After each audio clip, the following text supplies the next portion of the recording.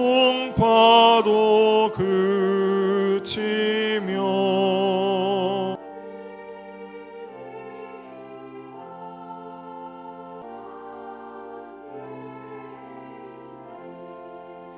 오늘 우리 옆에 있는 분들을 함께 또 축복을 하겠습니다. 여러분, 우리가 축복할 때에 하나님께서 우리 입술을 통하여 이웃을 축복하게 하시는 줄로 믿고 함께 힘있게 축복하겠습니다. 더욱 건강하시기 바랍니다. 더욱 힘있게 믿음 생활 하시기 바랍니다. 네, 알겠습니다.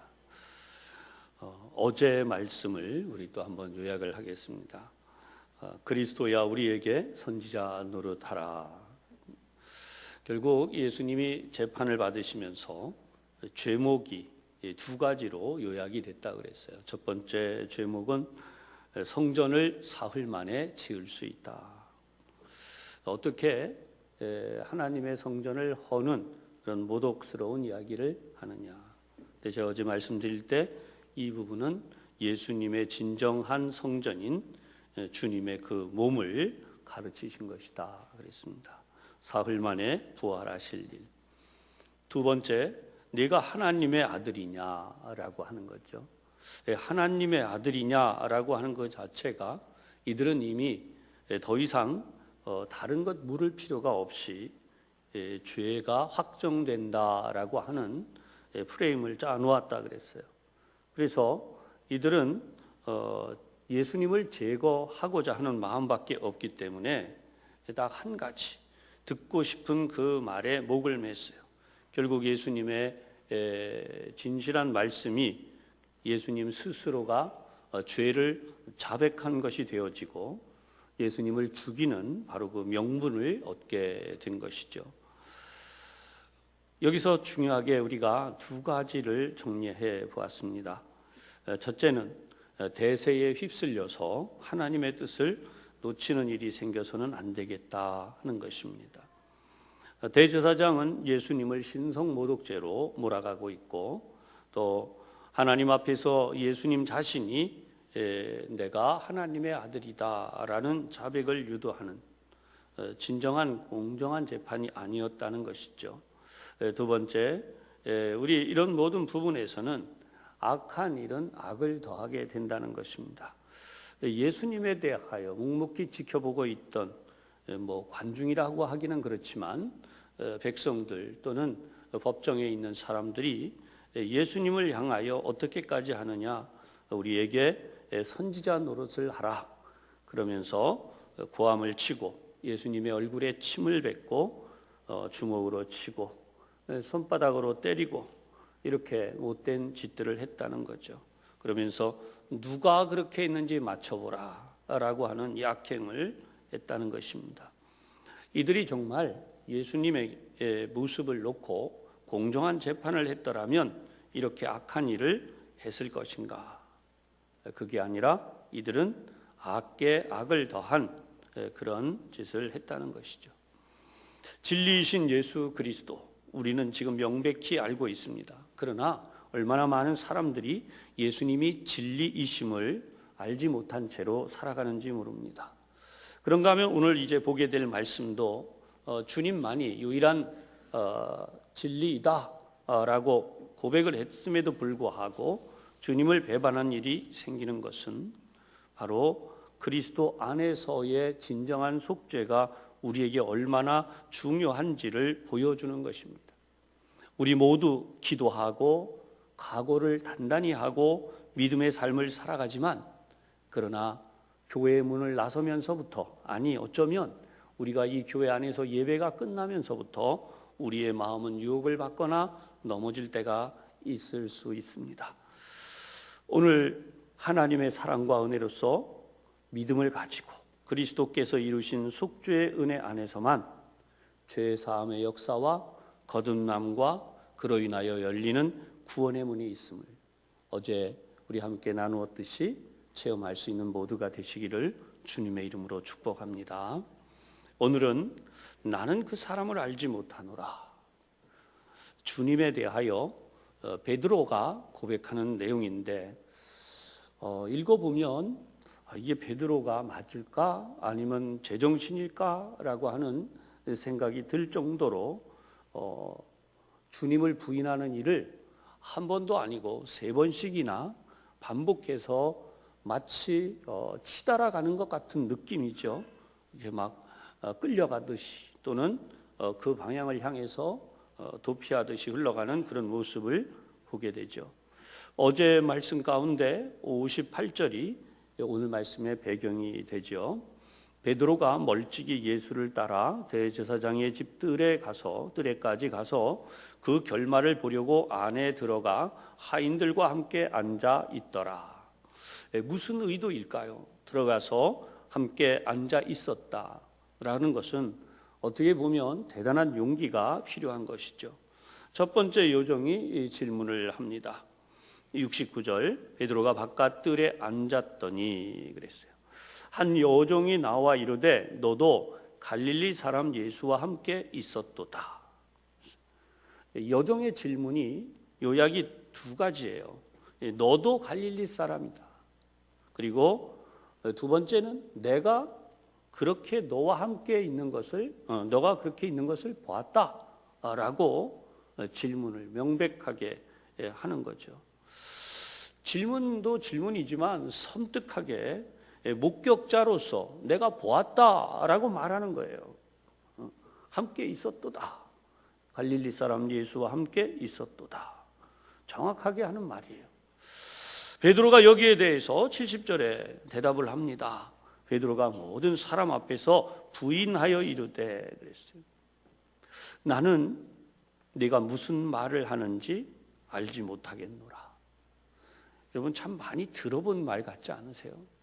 뭔가 부정할 때에 인간이 가장 어떻게 보면 뻔뻔할 수 있는 그래서 내가 무슨 말하는지 난 몰라. 여러분 이렇게 베드로의 입에서 이게 나올 수 있는 말인지 그런데 이렇게 되어서 그 자리를 피합니다. 71절 앞문까지 나아가니 그랬어요. 이번에는 두 번째 여종이 질문을 합니다. 다른 여종이 그를 보고 거기 있는 사람들에게 말하되 이 사람은 나사렛 예수와 함께 있었도다. 이 여인이 또 봤다는 거죠. 그래서 다른 여종에게 도망치듯이 떠나고 있는 그 상황에서 똑같은 말을 듣습니다. 현장에서 보았다는 두 번째 증언이죠. 그랬더니 베드로가 어떻게 하는가? 72절 베드로가 맹세하고 또 부인하여 이르되 나는 그 사람을 알지 못하노라. 어떻게 하느냐 하면 맹세하면서 부인한다는 거예요. 하나님의 살아계심을 두고 말한다라고 하는 것이 일반적인 맹세의 방식이죠. 여러분 이게 어떻게 이렇게 될 수 있을까라고 그러면서 명백하게 두 번째 이야기합니다. 한 번은 얼떨결에 실수할 수 있다고 보는데 두 번째도 똑같이 나는 그 사람을 알지 못하노라. 맹세하고 부인하는 일은 분명히 이건 의도가 들어 있습니다. 세 번째 여종에게 똑같은 질문을 받습니다. 73절입니다. 조금 후에 곁에 섰던 사람들이 나와 베드로에게 이르되 그랬어요. 너도 진실로 그 도당이라. 몇 사람인지 모르지만 옆에서 지켜보고 들어갔어요. 그랬더니 사람들이 이렇게 말합니다. 내 말소리가 너를 표명한다. 말투를 보니까 너 갈릴리 사람 맞네. 이렇게 얘기하는 거예요. 이제는 뺄 수 없는 증거가 더 드러나게 되고 많은 사람들이 주목하게 됩니다. 베드로는 대답합니다. 그런데 이번에는 저주까지 합니다.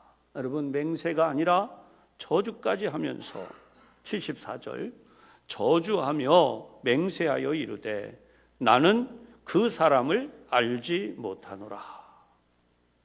그런데 오늘 본문은 곧 닭이 울더라 그랬어요. 이때 닭이 울었다는 거죠. 그런데 놀라운 건요. 뭔가 홀린 것처럼 이렇게 계속 부인하고 있던 베드로가 이러한 주님을 인정하고 시인할 기회를 다 놓치고 세 번씩이나 그리고 나서야 정신이 들어요. 그게 75절이에요. 이에 베드로가 예수의 말씀에 닭 울기 전에 네가 3번 나를 부인하리라. 정확하게 3번이. 이 말씀이 드디어 생각이 난 거예요. 왜 이렇게 3번 부인하기 전에 이 말씀이 생각났어야 되는데 왜 생각나지 않았을까요? 사랑하는 여러분, 이 문제는 베드로가 통곡하는 것으로 끝날 문제가 결코 아니지요. 베드로는 자신의 행동을 후회했을까요? 아니면 합리화했을까요? 자신의 배신과 비겁함이 분명히 부끄럽기는 했을 것입니다. 그렇습니다. 힘 없고 나약한 한 인간의 모습, 추하고 어리석기까지 한 모습을 보여주고 있는 베드로, 왜 이렇게 됐을까요?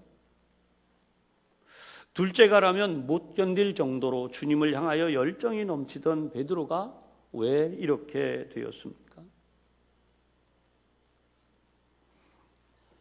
여러분, 인간은 자신의 입에서 내는 말도 지키지 못하는 연약한 존재라는 거죠. 인간은 환경의 지배를 받는 존재입니다. 이것이 인간의 나약함이에요.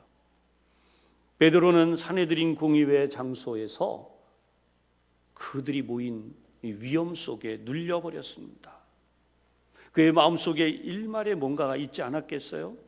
설마 주님께서 무방비로 그렇게 당하시랴? 안식일에 성전에서 말씀하실 때에 꼼짝 못하고 모든 무리들이 입을 다물 수밖에 없었던 것처럼 이번에도 그렇게 하시지 않겠는가? 어쩌면 그래서 지켜보려고 법정에까지 조용히 들어가 있었는지 모릅니다. 그러나 그런 기대가 여지없이 무너져 버렸습니다. 주님은 생명의 위협을 당하기 시작하는 것처럼 보여져요. 그 순간 자신의 생명에 대한 애착이 솟아오는, 그러면서 주님을 부인하기 시작하는 것이죠. 나는 그 사람을 알지 못하노라. 여러분, 이 문제에 대해 3가지 정리를 해보겠습니다. 첫 번째는 신앙 고백의 지속적인 부재입니다. 베드로는 주님께 칭찬을 받았습니다. 하나님의 아들이라고 하는 분명한 고백을 통해서이죠. 그런데 주님의 부활에 대하여는 확실히 믿지 않았었어요. 결국 그 대표적인 예로 예수님께서 부활하신 이후에 갈릴리로 가신다는 말씀을 들었을 때에 그는 주님을 맞이하기 위해 돌아갔어야 하는데 그것이 아니라 갈릴리로 돌아가서 할 일이 없는 사람, 뭔가 실패자가 하듯이 자신의 전 생업이었던 물고기를 잡는 모습을 보여주게 되죠. 이것은 주님을 기다렸다고 보기 어렵습니다. 교우 여러분, 우리의 신앙은 항상 현재적이어야 하고 지속적이어야 한다는 것입니다. 그렇지 않으면 우리가 언제 어느 때에 이 세상에, 세상 권세 앞에서나 사단의 역사 앞에서 우리의 신앙을 저버리거나 놓칠 수 있다는 것이고 제대로 된 신앙 고백을 하지 못할 수도 있다는 것입니다. 두 번째, 감정과 믿음이 혼재되어 불완전한 믿음이 되고 있었습니다. 어떻게 보면 안일한 신앙이에요. 신앙은 대단히 현실적이어야 합니다. 감정적으로 할 수 있는 일이 아니에요. 오늘도 이 새벽 여러분들이 수고하고 나온 일은, 아니 이 한 주간 믿음을 가지고 새벽 예배에 참여하는 일은 여러분들의 육신의 어려움과 삶의 시간들, 또 이로 인하여서 생길 수 있는 모든 피곤함을 비롯한 다양한 일들을 현실적으로 감내해야 합니다. 감정적으로 할 수 있는 일이 아니라는 거죠. 우리가 앞에서 보았던 33절에 보면 베드로가 이렇게 얘기해요. 모두 주를 버릴지라도 나는 결코 버리지 않겠나이다. 정말 대단하지 않아요? 그리고 35절에 다시 한번 힘있게 얘기하죠. 내가 주와 함께 죽을지언정 주를 부인하지 않겠나이다. 그러면서 제자들도 그렇게 이야기를 했다는 거예요. 여러분, 단체로 고백하고 있는 죽음을 불사하는, 어떻게 보면 결사대가 형성되고 있는 것처럼도 보여지는 이야기. 우리가 주님을 지키겠습니다. 그런데 입술로 내었던 것조차도 지키지 못하는 이 모습 앞에서 저와 여러분의 신앙의 현주소가 이렇지 않은지 잘 점검하시고 정말 믿음의 결단을 지켜갈 수 있기를 주님의 이름으로 축복합니다. 세 번째 부분이에요. 주님의 말씀을 어쩌면 베드로는 제대로 믿지 않았다는 거죠. 말씀을 믿는 방식에는 두 가지가 있습니다. 하나는 하나님께서 말씀하시는 그대로를 믿어야 하는 것과 또 하나는 내가 경험하고 내 방식대로 믿어가는 것입니다. 전자로 주님이 원하시는 방법, 말씀 그대로 믿어간다는 것은 대단히 어렵습니다. 체험도 쉽지 않고 어쩌면 응답도 없는 것 같고 뭔가 제대로 된 것 같지 않을 때가 참 많이 있습니다. 그러나 체험을 하거나 내가 하나님 앞에 매달려 기도했더니 이런 일을 경험했다라고 하는 방식에서 조금 더 건전하지 못한 방법으로 흘러갈 수 있는 위험성을 가진 것이 뭐냐 하면 내가 원하는 하나님, 내가 원하는 신앙으로 믿어가기 시작한다는 것이죠. 베드로는 주님 앞에 칭찬도 받았지만 책망도 받았습니다. 사탄이라고까지 물러가라 라는 주님의 책망이죠. 베드로의 마음속에 무엇이 주님께 이런 책망을 듣게 했을까요? 이런 것이죠. 어떻게 주님께서 돌아가실 수 있다는 말인가? 우리 주님은 그럴 수가 없어. 어쩌면 다른 제자들도 다 같은 생각이었을 수 있습니다. 더구나 주님의 앞을 가로막으며 십자가의 길이 절대로 일어나서 안 된다는 베드로의 만류는 분명히 신앙 고백에 의한 칭찬 이후에 바로 이어서 일어난 사건이라는 것이죠. 오늘도 믿어가는 우리의 신앙의 현주소는 무엇입니까? 하나님의 계획은 예수님을 인류의 대속물로 삼으신 것, 그리고 온 인류를 구원하시는 놀라운 차원이 다른 대사역이었어요. 그러나 베드로는 지금 이 시간 예수님께서 이스라엘 민족만의 왕으로 등극하시는 바로 그것이었어요. 무엇이 잘못되었다고요? 내가 필요로 하는 하나님으로 믿어가기 시작. 내가 원하는 하나님으로 믿어가는 것이죠. 진정 그리스도의 말씀, 하나님의 말씀을 따르는 일은 이런 모든 것들을 선입견 없이 그대로 받아들이고 순종하는 것입니다. 우리는 어쩌면 편을 가르고 있을 수도 있습니다. 저 사람은 굉장히 헌신적이니까 구원받아 마땅해. 저 사람은 하나님 앞에 참 귀한 존재야. 그런데 경우에 따라서 어떤 사람을 보면서는 저렇게 얌체 같고 이기적인 사람이 무슨 구원을 얻겠다고 하지? 저런 사람은 참 자격이 없어. 우리 스스로 그렇게 비판하거나 판단해 버릴 때가 많이 있지 않습니까?